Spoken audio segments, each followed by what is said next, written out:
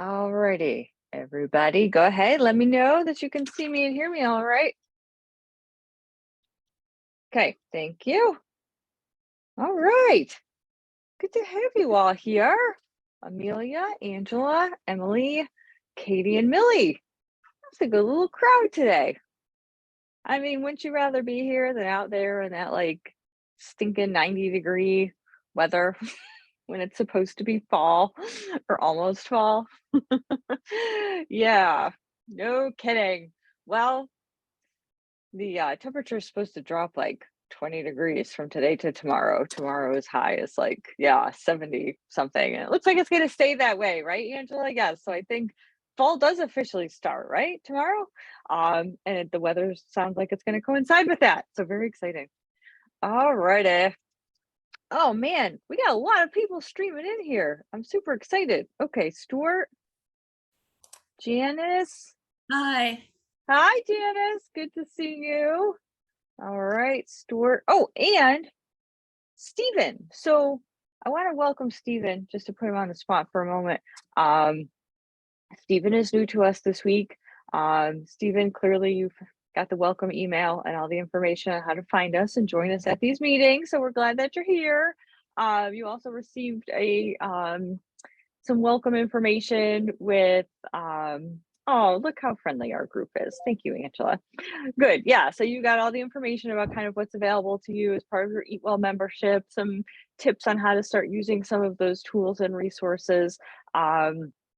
And I think, really the highlight for most folks is being able to attend these live classes. So we're glad that you're here, but please, keep me updated if there's things that you need that don't get addressed through our, resources and weekly classes. We are always available to help one-on-one as well. So Stephen, we're glad to have you here.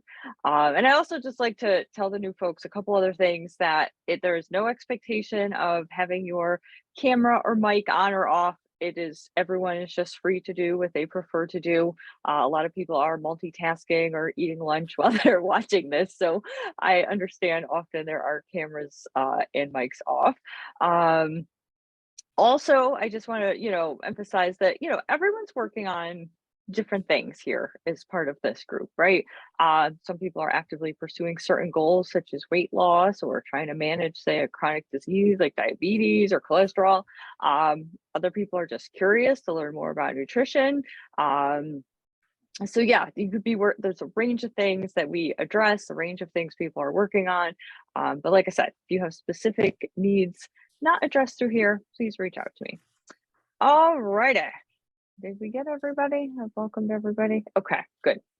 All right, so this week we're going to be talking about the Mind Diet. Who's heard of the Mind Diet before? I will ask as I'm pulling up in my materials and getting things situated here. Anybody heard of the Mind Diet before? Some folks maybe have been around here and Eat Well long enough to have heard this lesson before because we do it about once a year, but okay. Looks like it's new to many of you. Hey, Lori's here too. Lori, good to have you here. Excellent. All right. Well, yeah, we will get into the Mind Diet in just a moment. Hey, Lori, good to see you. All right. So this week's materials, supplemental materials, were courtesy of Vanessa. And Vanessa did a couple really clever things with her recipe and her blog post this week to tie it into the Mind Diet. As you're going to learn in the next little bit, this recipe is very representative of the Mind Diet. Okay, so if after this lesson you're like, oh, I might like to incorporate more of the Mind Diet elements into my everyday life, how can I do that? This recipe would be a great place to start, or a great example.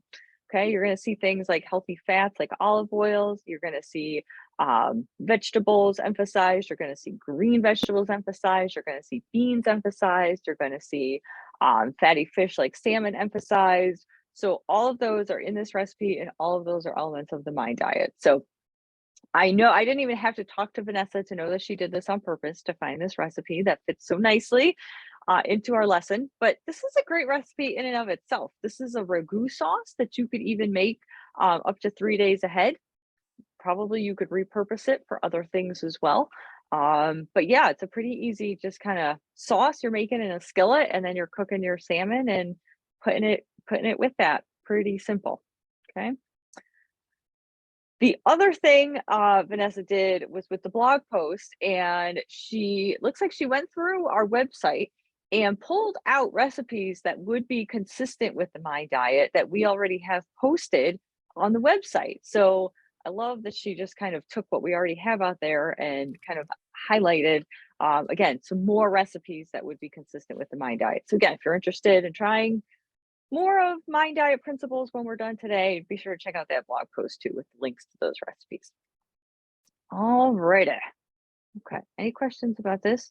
Oh, Lori, thank you. Yeah. So I think, we put a little, banner on the weekly email this week to let folks know that we have a new website. We were operating the website kind of through non-UK kind of website development site. And finally, we were able to have folks bring that over onto the official kind of uky.edu server and make that website for us. So yeah, it's neat. It should function hopefully just as easily and as well for you guys on the customer side. But if you run into any issues or notice anything funny about it, please let us know, because we've tried to really comb through it, but if you see things that need fixing or improvement or have suggestions, please let us know. All righty. Okay, so My Diet. Now this handout today is going to look a little different because I'm actually using kind of like a PDF of a PowerPoint that I often use when I am presenting My Diet to other groups, because this is actually pretty popular topic. I get asked to present here on campus to different groups. So we got a lot of info here. I mean, this is normally meant to be like an hour presentation, so I'm going to try to pick and choose what I'm really going to emphasize here as we're talking today, and it might go a little quickly, but please let me know if you have questions or something is unclear as we go along. So the My Diet is actually an acronym. It stands for Mediterranean - Intervention for Neurodegenerative Delay, which is really a fancy way of saying they've taken two diets called the Mediterranean - diets, integrated them into a diet that can help us prevent or slow cognitive decline and possibly Alzheimer's disease as well. Okay. And this is something a lot of people think about and worry about for themselves. Maybe, there's a lot of folks who have experience with older family members who they've witnessed the cognitive decline or Alzheimer's, and you worry about that for yourself. What does that mean for me? And that can feel really scary, and you can feel very helpless, I think, for a lot of folks. And so I like to present this My Diet as something that you can do that might help. Right? There's no guarantees. There's still a lot we don't know about the My Diet and its effect, but there's enough promising research so far that I think it would be something, wise if people were concerned about cognitive decline, would be wise to try to adopt. And it's generally a very healthy, balanced diet. So I think you're going to see a lot of what we talk about with the My Diet is not that different than what we talk about in general with Eat Well, in terms of how to eat and the kinds of foods to emphasize and de-emphasize. It is really, it's not out there as some really, diet that's set apart from the normal things we typically talk about. So that's encouraging too. But I do want to mention, this diet really didn't get invented until 2015. It's still very new. So when I say, we don't know everything there is to know, the research is still kind of ongoing and developing. That's why it's only 7 years old. Okay. But it's pretty promising so far. And like I said, it's such a common sense kind of way to eat for multiple reasons that I feel comfortable kind of talking about it as something that people might want to think about. Oh, okay. So just a little background. Like I said, this is a kind of mashup of two separate diets, Mediterranean and DASH. You guys ever heard of DASH diet? Mhm. Yeah, okay. For hypertension, right? It stands for Dietary Approaches to Stop Hypertension. Yeah, like blood pressure, Stuart's heard of it too. Um, and the Mediterranean diet, even a lot of people know, is just kind of an eating pattern that's representative of people who live in the Mediterranean area. We know that those folks have a lot of longevity. They have, fewer health problems than many other cultures, and so researchers have looked at these folks like, well, geez, how are they doing that? What is it about their lifestyle, their eating patterns that might be promoting health in that way? And so we see this dietary pattern with the Mediterranean diet that does promote health. So the researchers behind the Mind Diet, they're from Rush University in Chicago, Illinois. They thought, we know that the Mediterranean DASH diets independently have been shown to slow cognitive decline. So can we take kind of elements from each of those and make a new diet that can actually help lower risk of Alzheimer's disease, which is kind of the severe progression of cognitive decline, right? I mean, a lot of people will experience cognitive decline as they age, as your brain structure and function changes. But again, getting to that Alzheimer's stage, that's a little different. And so the Mind Diet sets out to try to actually lower risk of that, okay, that severe outcome. The research so far, as with most things nutrition related, we talked about this a few weeks ago in our nutrition fake news class. We talked about how to interpret research, and we talked about the difference between association and causation, meaning a lot of nutrition or a lot of research that has to do with human nutrition and disease can only prove association, meaning that two things occur together. For example, someone following the Mind Diet and having less cognitive decline. Those things may occur together, but it's very hard to prove that following the Mind Diet is what's causing the lower risk of cognitive decline, right? Just being able to prove that one causes the other is a whole nother level of research, takes a lot more time. It's really hard to, put humans in a lab environment for extended periods of time and control for all factors to try to prove this causation. It's a tough, tough thing to do. But we have strong association so far. So that's always the first step. My husband's doctor just told him to try the DASH to get him off his meds. Oh, very interesting, Lori. Okay. Yeah, it is a well-known protocol. It's been around a long time. I think it's from the National Institutes of Health or, some group like that. Yeah, so no, it is a legit kind of diet to follow. The interesting thing about Mind Diet so far too is that a lot of times, with again association, people will say, well, can other things explain this link between Mind Diet and slower cognitive decline? And so they control for things like genetic predisposition, age, gender, education level, calorie intake, physical activity, and participation in cognitive stimulating activities. So, according to the research so far, none of these other things are explaining that causation, right? So, it's trying to really hone in on, yeah, maybe it is the Mind Diet doing that, right? So, again, people often ask that, well, what other things can explain it? They controlled for a lot of the ones that might explain it, which is, again, gives more credence to the idea that maybe the Mind Diet is really doing something here. So we're gonna look at the main elements of the Mind Diet, and there's about they in the research they score people's diets, okay, in terms of adherence to the Mind Diet. The highest point level you can get is 15. Rigorous adherence to the diet is actually 8.5 to 12.5 points, meaning nobody was following Mind Diet perfectly. Nobody was really getting 15 points, right? When they look at how people are eating. And so they found out that the people that were scoring 8.5 to 12.5 out of 15 points had a 53% lower risk of Alzheimer's disease. Okay. I mean, 8.5, I mean, that's maybe doing like 60% of the Mind Diet, really. Okay. So it's a pretty low threshold for rigorous adherence. Moderate adherence, even more so. That was 6.5 to 8.5 points out of 15. And that still lowered risk by 35%. Okay. So really kind of compelling that you don't have to have super strict, perfect adherence to see this, kind of lower risk for Alzheimer's disease. That's really encouraging.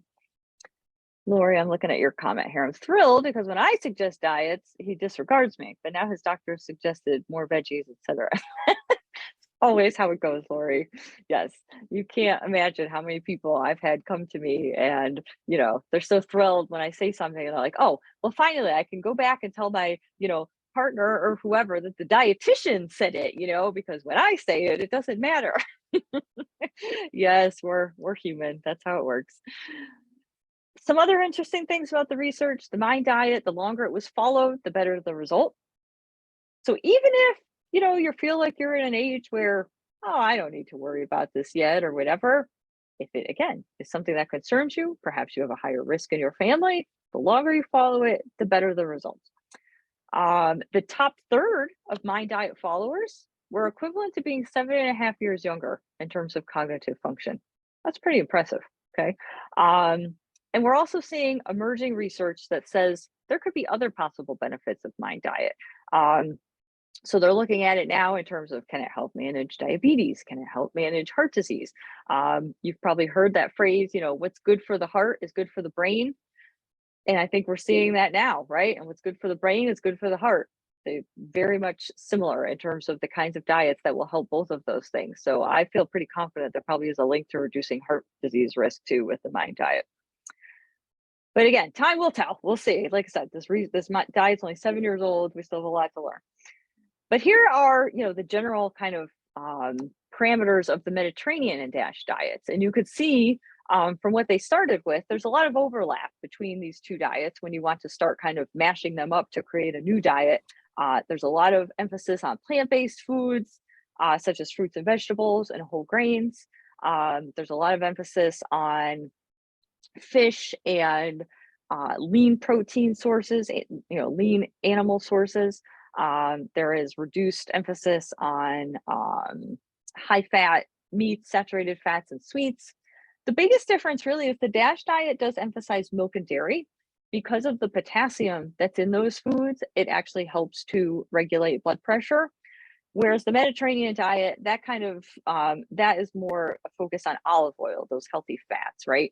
So that's really like the main difference between the two. But you can see how it made sense to kind of look at these two and figure out how can we kind of combine them into kind of a new diet and see how that works in terms of preventing Alzheimer's. All right, so let's get to the good stuff here. Okay, so what is the MIND diet? Now that you've seen kind of where, I kind of look at the Mediterranean and DASH diets as like the parents, right? They're the parents of the MIND diet. The MIND diet is the child, right? And it's got, things from both parents, right? And so that's what really the researchers try to do here. So as we're looking at, this MIND diet, notice that it's presented as a week, right? This is not presented as these are the things you need to eat every day. This is presented as these are the number of servings of things you need to eat throughout the week. That's how MIND diet sets up. And again, that's really unique in terms of kind of a diet or eating pattern. And that makes it also very flexible and doable for people, right? When it's not that pressure of, oh, I have to get these things in every day. You have time to try to spread things out over the week and hit these elements to the best of your ability. Okay. So let's just look through each of these. And then I also have some slides that get a little bit more specific about what is in each of these categories. Whole grains, 21 servings a week, which is an average of 3 per day. Probably, again, pretty doable for a lot of people. If you had a slice of whole wheat bread and a half cup of brown rice and some whole wheat pasta, maybe had some oatmeal, right? Some easy ways to get that in, 3 servings a day. And the servings are pretty small, okay? So this is something very doable for people. 2 servings of berries a week. I don't think it would be too hard to convince a lot of people to eat more than 2 servings of berries a week because they're so delicious. And they can, add natural sweetness to a lot of things like yogurt and cereal. But they're packed with a lot of antioxidants and anti-inflammatories. Okay. Beans 3 times a week. Okay. This might be something folks would have to make a little bit more of an effort to do, especially if you were not maybe already having a very plant-based or vegetarian diet. This might be something you had to do a little bit more intentionally. but canned beans work. Lentils also are included in this category, and just 3 half-cup servings a week is all you need. Leafy greens, 6 servings a week, so not quite 1 a day. Poultry, this is going to be mostly chicken and turkey, 2 servings a week, which again, most people are probably doing at least that, especially if they are, non-vegetarians. Nuts, 5 times a week, right? Or 5 servings a week. Other vegetables, so this would be anything that's not a leafy green, like broccoli, carrots, peppers, onions, 7 servings a week. There's that fatty fish, just 1 serving a week. And then everybody's favorite, wine. So this does include red or white wine. The thing I do want to say is that if you don't already drink wine, don't start drinking it just because it's here on the Mind Diet, okay? That is, always the advice that if, wine is recommended in any way, or alcohol, if you don't already drink, don't start, because at that point the benefits will not outweigh the possible risks. Okay, if you're not already a drinker, you're better off just not drinking. But if you do enjoy wine, just know that it might be doing something to help you prevent cognitive decline and Alzheimer's disease. We're talking 1 glass a day, which is 5 ounces. We are also not talking about saving it all up for Friday and Saturday nights. We're talking about you view it as kind of a medicine with a dosage that you're taking every day, right? 5 ounces a day. That's how it works. Okay, so just FYI on that one. There's a note there that we're trying to use olive oil to the extent possible with our cooking and other dressings, perhaps, that we're making at home. And then these are some things to keep to a minimum. One of the things I really like about the Mind Diet is that it very much focuses on what to eat, right? And you can see that, right? With these 9 big boxes here, right? Taking up most of the screen.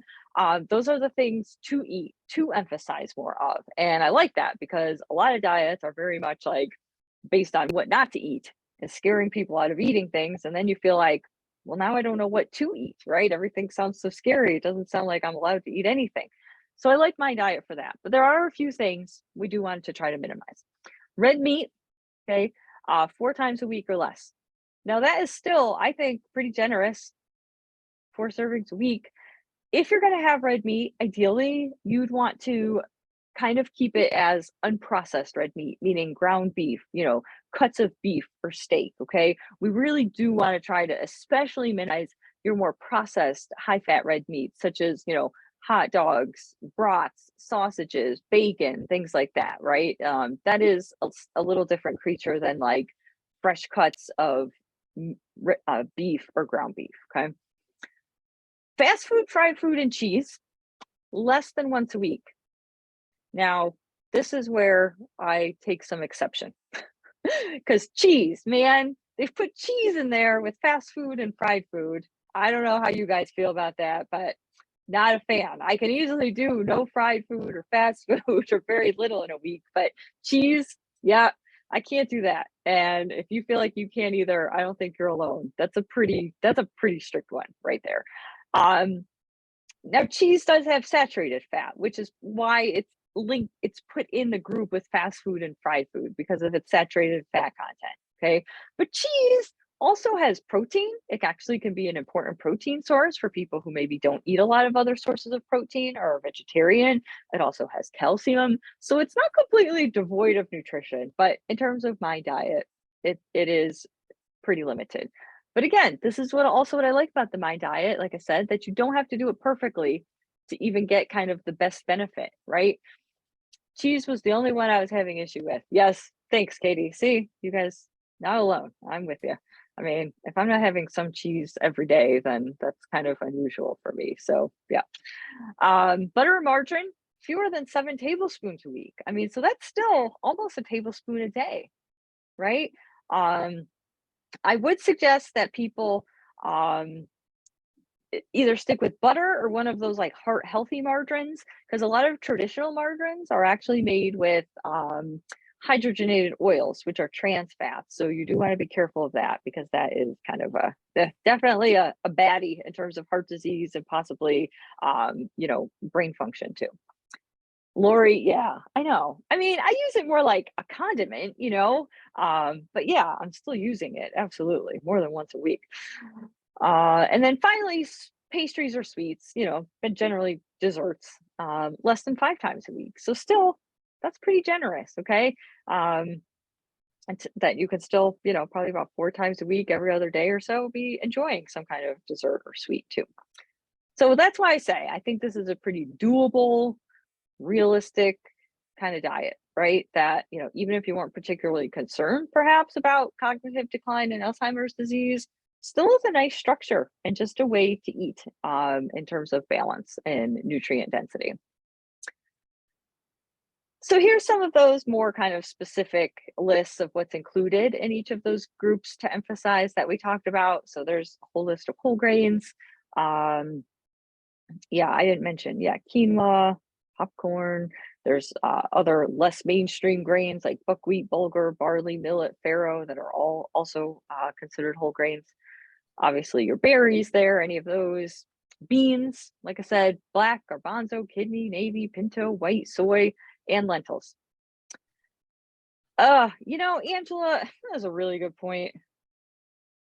As we're talking right now, I realize that that is a kind of missing link here in terms of serving size. Generally, and I'll go through them as we talk here. Generally, for the whole grains, it's going to be the equivalent of like 1 ounce of bread, half a cup of cooked rice or pasta or oats. Let's see, or any of these other cooked grains like quinoa, buckwheat, bulgur. Okay, half a cup cooked.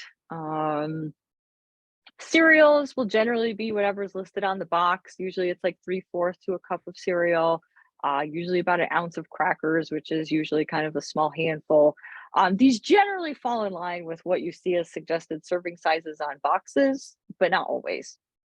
Berries would be, I believe it's half a cup, okay, of berries, all right?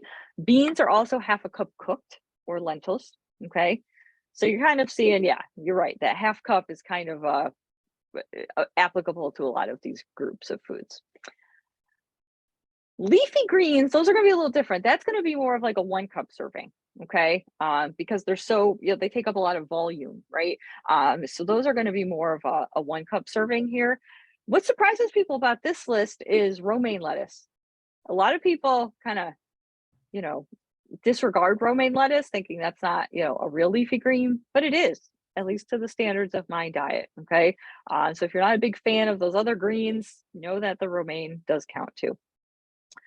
Chicken or turkey, like I said, preferably without skin and prepared without frying. It's unclear to me, based on the research, if lean pork tenderloins included in here. You always hear about pork being like the other white meat, and I couldn't find anything that kind of definitively said whether that kind of pork would be included on my diet or not. What about other lettuce like green leaf and Bibb? I would say that if it's got a pretty good green color to it, Lori, then you could feel good that you're getting that benefit. Okay. Because it's really about the color, right? And that's the thing about fruits and vegetables. They have their color because they have certain nutrients in them, right? That color is indicative of different nutrients, like carrots are orange, they have beta carotene. So the green is also indicating nutrients as well. So just, yeah, I would base it on the greenness if that helps. Okay. Nuts of any kind count here. I think sometimes people hear things like, oh, almonds are the best or walnuts are the best. And, that's not really true. They're all good sources of unsaturated heart healthy fats. They all have some iron and zinc and fiber, and a little bit of protein. So, whatever it is that you prefer is fine. Personally, I like peanuts because they're cheap. They taste good to me. Sometimes those almonds or walnuts cost quite a bit more. So, if it helps that peanuts fit in the budget too, then those are fine. Here's all your other non-green leafy vegetables. Okay, this is not even an exhaustive list. Also notice what counts on here: potato, corn, peas, lima beans. Those are starchier vegetables, right? But they still count in terms of this non-green vegetable category. Fatty fish, Salmon and tuna probably going to be the most mainstream popular choices here, but remembering that sardines, herring, anchovies, trout, and mackerel all count too. Okay. I also like to remind people that canned salmon and tuna are great options. They still have the health benefits. They're much cheaper. They're easier to prepare. They're shelf stable. So that is something to consider if you're trying to increase your intake too. And there you go, the red and white wines, no more than 5 ounces a day. All right. So I know it is 12:45 and we're almost done here. We've gotten through the main parts, but I wanted to show you this cool meal plan of what the Mind diet would theoretically look like in a week. Okay, with all that stuff kind of spread out. Now, the thing that sometimes confuses people about Mind diet when they see all those servings, like 21 servings of whole grains a week and 2 servings of berries and all that, they're like, well, that's not enough food for the week. Like, what else am I eating? Like, am I supposed to only survive off the Mind diet foods? The answer is no. Okay. They expect that you're eating other nutrient dense foods to fill in the gaps there. But they are not necessarily foods that are part of the Mind diet, right? So you'll see on this example here, you'll see things like yogurt or eggs or milk or other fruits, right? Maybe non-whole grains, but they're expecting you to fill this in with other food. You're not just eating what the Mind diet prescribes. That would not be enough food for most people. Okay. But yeah, I mean, this is pretty doable stuff, right? It may sound a lot like what you guys maybe already eat, right? And doesn't require a lot of, elaborate cooking unless you wanted it to. Doesn't require going to specialty grocery stores and, finding special items or foods. I think a lot of these things are pretty mainstream. You could buy at Walmart, Meijer, Kroger, for a pretty decent price too. Okay. All right. Again, just to emphasize what this looks like in practice. You don't have to see it perfectly to follow perfectly, see results. I think it's a very sustainable, nutrient dense way to eat for several reasons. And I like that it is emphasizing what to eat because the more you're emphasizing on what to eat proactively, the more easily the things you want to emphasize less just kind of naturally fall off your plate, right? Instead of you actively having to try to deny yourself those things, they just kind of, in some ways, just get pushed out when you're trying to eat these other more nutrient dense things. And then there's just some suggestions for what some simple steps you could take towards, implementing some of the principles of the Mind diet, trying to swap out your refined white grains with more whole grains, trying to do more poultry instead of beef, maybe put in a salad with every meal, right? A green salad with each meal is a habit. Snack on nuts instead of chips, using berries as a sweetener. My trick with the cheese is to try to use sharper cheeses because you get more flavor with less cheese. So I try to find like a real extra sharp, cheddar cheese, or I like to use the Parmesan that's sharper because I feel like I can maybe use a little less. Hummus or avocado is on sandwiches, for example, instead of mayonnaise or cheese, and maybe trying some meatless dinners once in a while. Oh, Angela's going to try it. Might be motivation to get back to my goal weight. Huh. And it's not, again, the emphasis of my diet is not weight loss, but there's been a lot of kind of, anecdotal stuff in the research and from other, just from people who follow it saying that that's kind of a unanticipated, benefit of following my diet too, even though that's not its expressed purpose. There are some cool books online. Possibly these might be at your local library too. My guess would be at least one of these are. But if you really were interested in getting serious and getting some more food and recipe ideas, there are some nice cookbooks out there or on Amazon. And if you want to look at a free resource, this Mind Diet Meals website is actually run by a dietitian and focuses on the Mind Diet exclusively. So you could go to this Mind Diet Meals, just Google it, you'll find it. It's a great website packed with ideas of how to kind of operationalize the Mind diet elements on a day-to-day basis. All righty. Okay, so I know we're 4 minutes over. I apologize for that. What do you guys think? Sounds like Angela's sold. She might give it a try. It eliminates sweets. That has been my downfall in the kitchen the past year. Also, sometimes need to just shake it up, get on a plan. I get what you're saying, Angela. I know a lot of people I know, they want a plan or just tell me what to eat kind of a thing. And when people say that, I know that they, they mean like very strictly, like a lot of people are like, just tell me what to eat. Tell me to eat oatmeal for breakfast and this sandwich for lunch and salmon and veggies for dinner. But I like my diet because it's a more general template, right? Where you could kind of, work it into your personal preferences and lifestyle, and make kind of, individual choices about what foods you want to have when, but at least gives you a structure to work within. And I get that. I get how that's important for people. And remembering that it doesn't eliminate sweets. There's still some room for them. So I would consider that too. Um, yes, moderation. I know it's a boring, boring word, but an important one. Okay, you're not alone, Angela. Katie's had a sweet tooth too. Interesting. Okay. Janice is going to try it. All right, good. Well, like I said, even if you're not going to do it real, officially, I would at least, I'd go back to this. Where is it? This page here. If nothing else, print this page out from today's handout from the PDF, and just kind of post it somewhere in your kitchen. Keep an eye on it, right? See kind of how you're doing with some of these categories, and go from there, right? I think that would be a good place to start. All right. Well, thanks for being with me, guys. I hope you enjoy the cooler weather and official fall that will be tomorrow. Um, and again, great to have so many of you with us. And Stephen, again, good to have you, and let us know if you need anything. Take care, guys. Thank you. Thank you. Thank you. All right. Bye bye.